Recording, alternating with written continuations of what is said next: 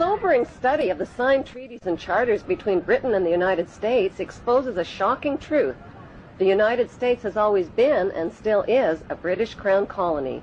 King James I was famous not for just changing the Bible into the King James Version, but for signing the first Charter of Virginia in 1606.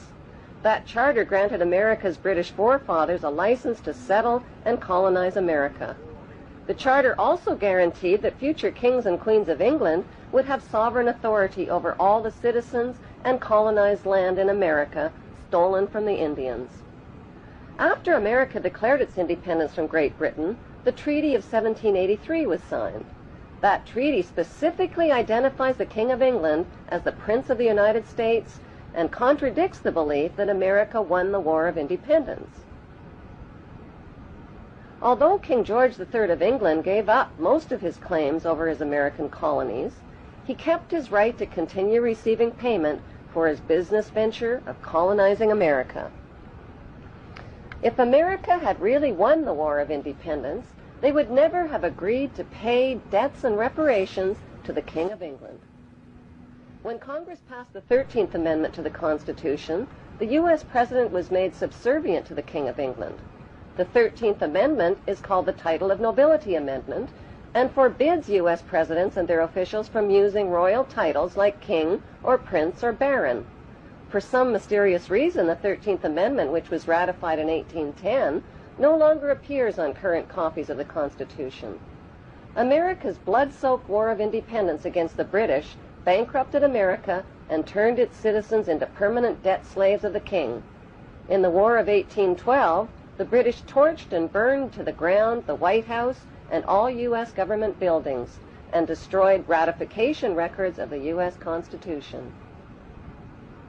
1 century later, a corrupt U.S. Congress committed the biggest theft in world history.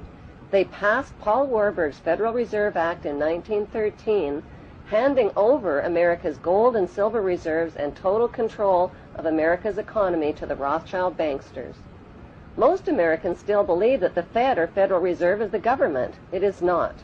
The Fed is a privately owned banking system whose majority Class A shareholders are the Rothschilds, Warburgs, Kuhn and Loeb, J.P. Morgan, Rockefeller, Israel Seif, and the Lehman Brothers.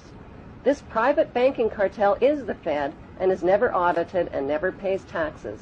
They print and design America's money, which displays their symbols of an Egyptian pyramid, a Masonic all-seeing eye, and the words, "In God we trust."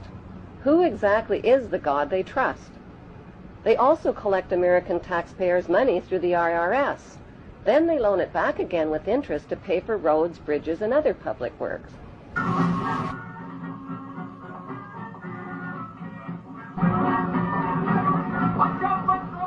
American presidents are handpicked and financed by these special interest power groups. Like George W. Bush, John Forbes Kerry, whose initials are JFK, is a member of Yale University's Skull and Bones Brotherhood. The Forbes part of John Kerry's name identifies his descendancy from Captain Robert Bennett Forbes, who was a drug runner for the Rothschilds' opium drug trade with China in the 1800s. Most U.S. citizens believe that the United States is a country and that the president is the most powerful man on earth. The United States is not a country. It is a corporation, and the president is president of the corporation of the United States. He and his elected officials work for the corporation, not for the American people. Since the United States is a corporation, who owns the corporation of the United States? Like Canada and Australia, whose leaders are prime ministers of the Queen and whose land is called Crown Land, the United States is just another crown colony.